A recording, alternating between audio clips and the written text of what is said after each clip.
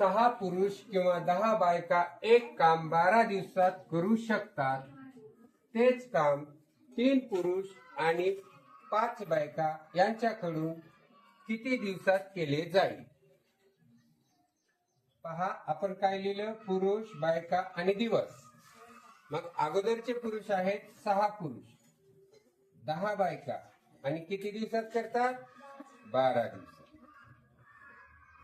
या 6 पुरुषांनी केलं तरी 12 दिवस लागतात, 10 बायकांनी केलं तरीही 12 दिवस लागतात. मग 5 पुरुष, 3 पुरुष आणि 5 बायका या दोघांनी मिळून केलं तर किती दिवस लागतात?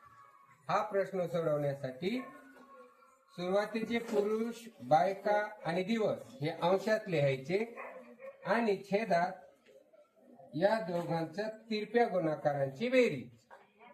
म्हणून दिवस बरोबर 6 गुणिले 10 गुणिले 12. छेदात यांचा तिरपा गुणाकार 6 पंचे 30 अधिक 9 त्रिक 30 बरोबर 6 गुणिले 10 गुणिले 12. या दोघांची बेरीज करा. 30 आणि 30 झाली 60. भागाकार करू. हा शून्य गेला, हा शून्य गेला. 6 1 6, 6 1 6 म्हणजे 12 दिवस लागतील. किती दिवस लागतील? 12.